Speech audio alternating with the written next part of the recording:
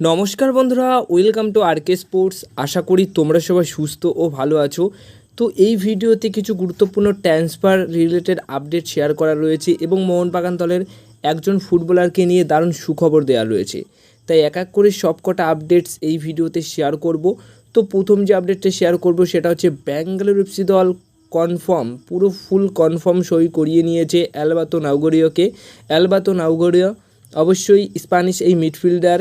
তিনি প্রথমত গোয়া, তারপর মুম্বাই সিটি, এই দুটি দলের হয়ে খেলার পর এখন কিন্তু তিনি খেলতে চলেছেন আগামী মরশুমে ব্যাঙ্গালোর এফসি দলের হয়ে। তো দুর্দান্ত একটা সাইনিং, অভিজ্ঞতা আছে আইএসএল খেলার এবং ভালোই তার পারফরমেন্স রয়েছে। তো সেই অর্থে একটা ভালো ইন্টেলিজেন্ট, বলবো যে ইন্টেলিজেন্ট একটা সাইনিং করেছে। বুদ্ধিমত্তার পরিচয় কিন্তু অবশ্যই ব্যাঙ্গালোর এফসি দল দিয়েছে এই প্লেয়ারটিকে সই করিয়ে। কারণ নতুন কোনো প্লেয়ার আসলে হয়তো তার সেট হতে, মানে আইএসএল খেলার জন্য সেই রকম সেট হতে অনেকটা সময় লাগতো, কিন্তু এই স্প্যানিশ মিডফিল্ডার যেহেতু অনেক দিন ধরেই খেলছে, তাই সেই রকমভাবে কোনো রকম সেট হতে সময় লাগবে না ব্যাঙ্গালোর এফসি দলের জার্সি গায়ে খেলতে। এবার নেক্সট আপডেটে রয়েছে গুরকিরাত সিং। গুরকিরাত সিং অবশ্যই চেন্নাই এফসি দলে সই করবে, এটা কিন্তু অনেকদিন আগেই জানিয়েছিলাম। তো সেই মতো এখন কিন্তু পুরোপুরি ফুল কনফার্ম হয়ে গেছে। চেন্নাই এফসি দল সই করে নিয়েছে তাকে। মুম্বাই সিটি এফসি দল থেকে চেন্নাই এফসি দলে যোগ দিয়েছে গুরকিরাত সিং।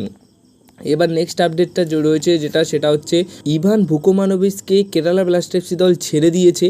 তো সেই কেরালা ব্লাস্টার এফসি দলের নতুন হেড কোচ কে হবেন, তো সেটা নিয়ে কিন্তু লাস্টে একটি ভিডিওতে বলেছিলাম যে আইএসএলের যে 4টি দল এই মুহূর্তে সেমিফাইনাল ম্যাচ খেলছে, সেখান থেকেই যে কোনো একটি দলের কোচ, নতুন হেড কোচের দায়িত্বে আসতে পারেন কেরালা ব্লাস্টার এফসি দলের জন্য।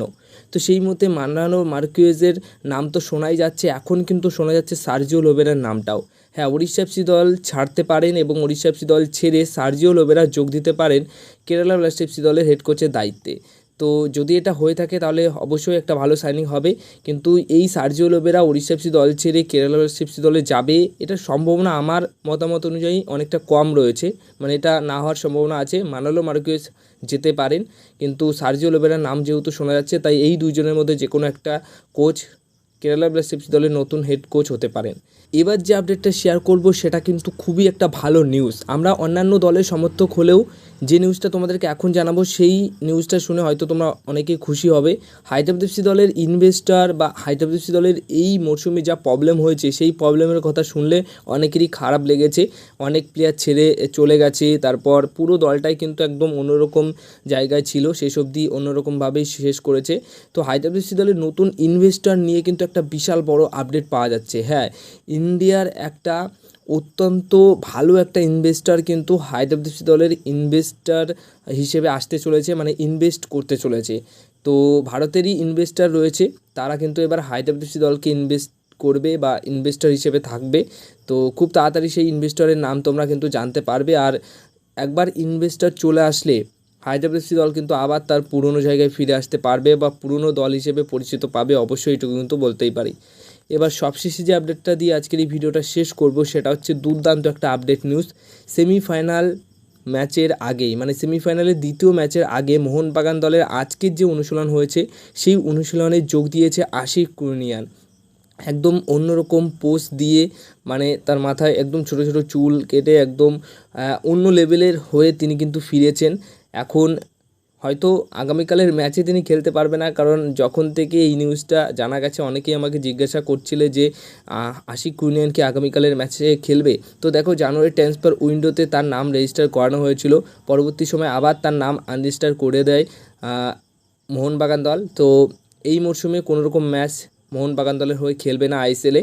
তিনি আগামী মরশুমে যে কটা টুর্নামেন্ট শুরু হবে সব কটা টুর্নামেন্টেই তিনি খেলতে পারবেন মোহনবাগান দলের জার্সি গায়ে।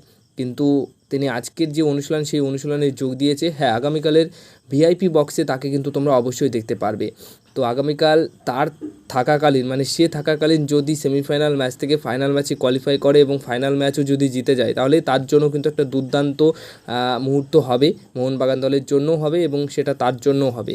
তো আশিক কুরনিয়ান ফেরাতে কিন্তু মোহনবাগান দলের পরিবেশটা আর একটু ভালো হয়ে গেল, কারণ খুবই একজন ভালো প্লেয়ার, চোটের জন্য অনেক দিন বাইরে ছিলেন। তো সেই ক্ষেত্রে চোট থেকে ফিরে এসে আবার অনুশীলন করছে, মানে সমস্ত প্লেয়ারের ভালো লাগছে এবং আশিক কুরনিয়ানের তো ভালো লাগছেই, তার পাশাপাশি সমর্থকরা কিন্তু বেশ খুশি।